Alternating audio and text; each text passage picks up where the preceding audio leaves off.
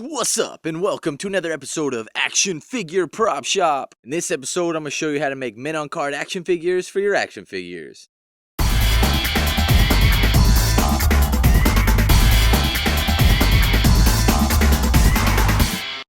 So, kicking it off, you're going to need some mini action figures, and the smaller the better. And some examples of that would be like HeroClix, or in the 90s, they had a bunch of the micro playsets, so like Mighty Max, Micro Machines, and they had a bunch of different franchises that came out with the little minifigures, like Ninja Turtles, Star Wars, etc.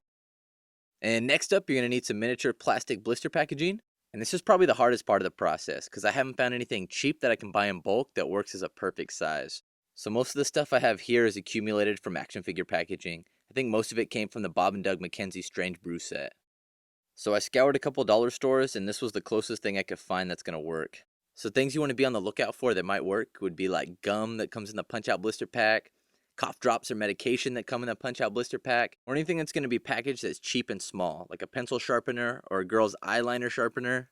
And I'd maybe look at like Harbor Freight or Home Depot or any type of hardware store as well that have like little tools or accessories that are packaged real small. So you're going to have to do a little bit of hunting and a little bit of trial and error before you find out what's going to work best for you. And lastly, you'll need the card back into the figure packaging. And since I'm a little bit of a pack rat, I keep a majority of the action figure packaging backs of the figures that I buy. So what I'm looking for is the stability of the thick cardboard, a decent background, and a logo. And you can see on the Toy Biz cards, I already cut a little square out of the top right hand corner where it said Marvel, and it had a decent little background, so I'm going to be using those. So I cut the square out to about the size I needed, rounded off the edges, and I'm not really doing anything with the back side, so it really doesn't matter. And for added detail, if you want, you can add the little peg hole on the top of the packaging. If you're going to do that, I'd recommend hitting it with a small needle first, kind of loosen up the hole, and then sticking a paper clip through it. So this is going to be the little plastic blister pack that I use, so I cut it to size and getting it ready to glue. So these are the figures that I have to choose from. I got a bunch of HeroClix. I got Zatanna, Plastic Man, Solomon Grundy, Hand Ninja, Power Girl, and Sabretooth. And all I did was heat these guys up with a blow dryer, get the glue loose, and then I popped them off the little platform, that little HeroClix platform. So the HeroClix is probably the cheapest way to go. I found this little secondhand toy store that sells them for 2 for $1, and I've seen them like at swap meets in various places, like they'll sell lots of them for a decent price. And the Gremlins came from this weird little board game that NECA came out with called Gizmo's Great Escape. It came with like 5 or 6 little figures on the little platform. I actually found it for a couple bucks at like a discount clothes store like Ross, TJ Maxx, Falla's, Marshall's, a place like that. And the basketball Michelangelo came from a little Micro Ninja Turtle playset. Jabba the Hutt's from a Star Wars Micro Machines playset. And the Jango Fett and the Clone Trooper are from these like battle pack things. It came with these little tiny clear domes that you're supposed to put the figures in or on and like fling them at each other or something. I remember seeing them at Toys R Us and they didn't sell, so they ended up having them at the dollar store. So come up. So I got my Marvel card backing, my figure. I'm going to use Sabretooth and the blister packaging, and now I'm going to assemble it all together.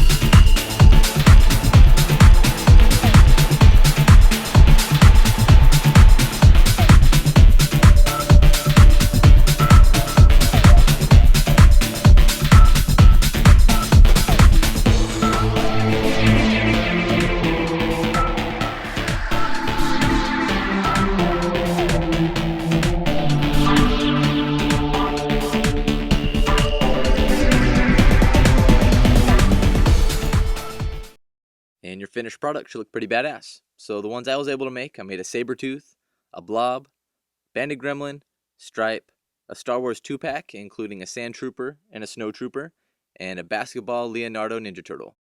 So earlier on I was saying finding the smaller figure the better, finding the smaller blister packaging the better. It's because the men-on-card figures aren't really to scale with your 6-inch figures. And I do think it's one of those things, since it's such a badass prop, it probably will be overlooked. But I mean, if you play with the right angles, you have the right display, maybe the figure's mounted on the wall, in the background, stuff like that, I definitely think you can make it work.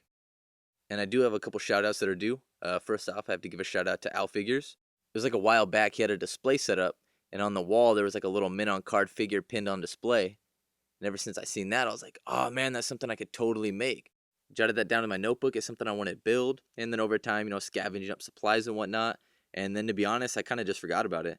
And then just recently, Jim Dem posted this badass picture of a Michelangelo Revoltech Ninja Turtle figure holding the SDCC exclusive Mint on Card mini Ant-Man figure. So that kind of revamped the juices, made me want to bring my idea to life. So thanks a lot for the inspiration, bros. Thank you for watching this episode of Action Figure Prop Shop. So if you have any questions or any ideas for future episodes, definitely hit me up in the comments. Subscribe, and we'll see you next time. And the little gremlin figures is from this random board game that NECA came out with. It's called like Grismo, what the heck?